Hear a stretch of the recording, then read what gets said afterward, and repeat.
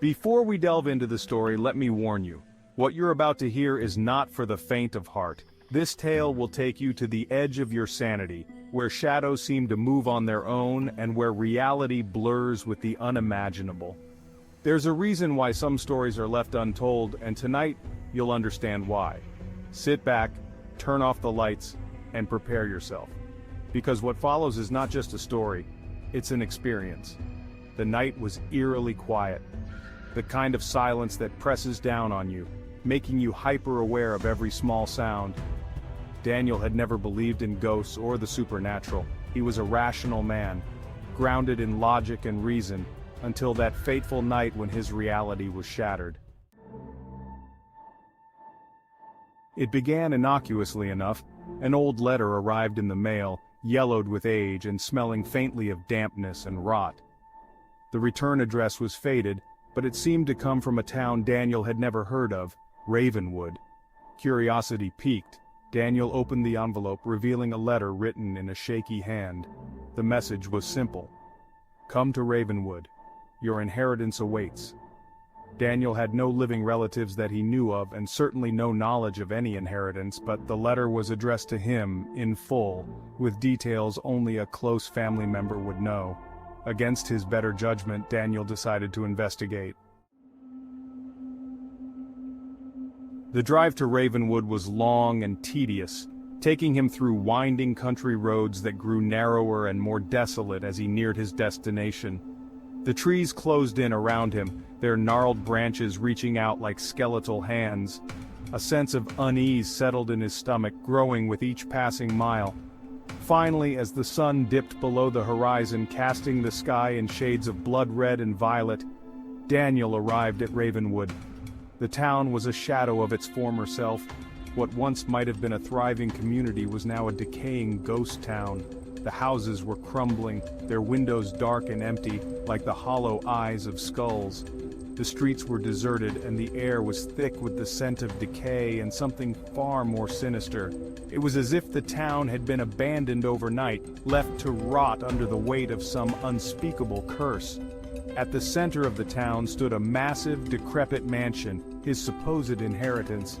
The structure loomed over him, its once grand facade now marred by years of neglect.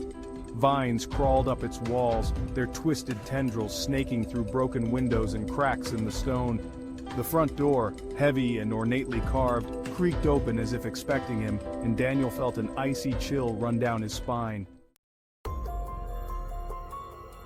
Inside the mansion was a labyrinth of dark hallways and forgotten rooms, filled with the stench of mold and something metallic, like old blood.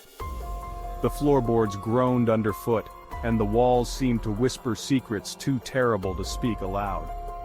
He could feel the weight of unseen eyes watching him, tracking his every move.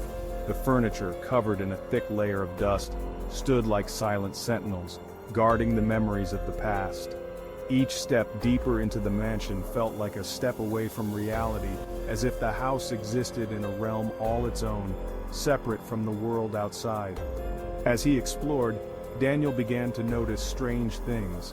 A portrait on the wall with eyes that seemed to follow him. A door that would slam shut on its own, and the sound of footsteps echoing through the halls when no one was there. His nerves were frayed, his heart pounding in his chest, but he couldn't turn back now. Something compelled him to keep going, to uncover the truth behind this mysterious inheritance. In the deepest part of the mansion, he found a locked door, different from the others. It was made of a dark wood that seemed to absorb the light, and the air around it was colder, more oppressive. After what felt like hours searching, Daniel finally found the key, hidden inside an old, rusted box in the attic, alongside a bundle of letters written in the same shaky hand as the one that had summoned him here.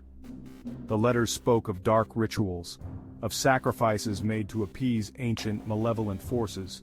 They told the story of his ancestors, who had once ruled this town, and who had struck a deal with something that should have remained buried. With trembling hands, Daniel unlocked the door. Beyond it was a staircase, spiraling down into the bowels of the earth. The walls were lined with strange symbols, etched deep into the stone, glowing faintly in the darkness. The air grew colder with each step, and the sense of dread intensified, pressing down on him like a physical weight. At the bottom of the stairs, he found himself in a vast underground chamber, illuminated by a sickly green light that seemed to have no source. The walls were covered in murals depicting scenes of horror and madness, figures writhing in agony, monstrous beings emerging from the shadows, and rituals that defied explanation. In the center of the room stood an altar, stained with the blood of countless sacrifices, and upon it lay a book bound in human skin. Daniel's breath caught in his throat as he approached the altar, drawn to the book despite every instinct screaming at him to flee. He opened it, and as he did, a voice filled the chamber, echoing off the walls in a language he couldn't understand. The symbols on the walls began to pulse, and the ground beneath his feet trembled. Shadows began to gather, coalescing into a form that was both monstrous and human, with eyes that burned like fire, and a mouth that stretched into a grin of pure malice.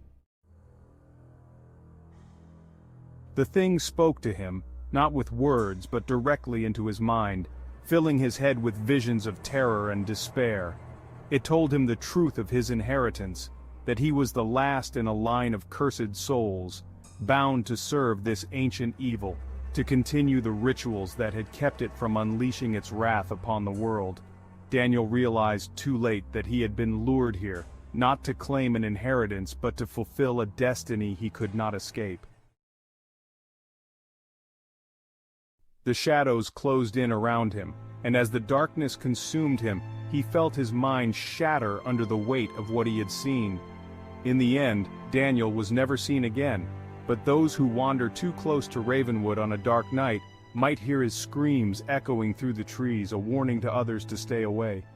The town remains a place of mystery and terror, its secrets buried deep beneath the earth, waiting for the next unsuspecting soul to stumble upon them. And so the story ends, a tale of horror that lingers in the mind, a reminder that some doors are best left unopened, and some secrets are better left undiscovered.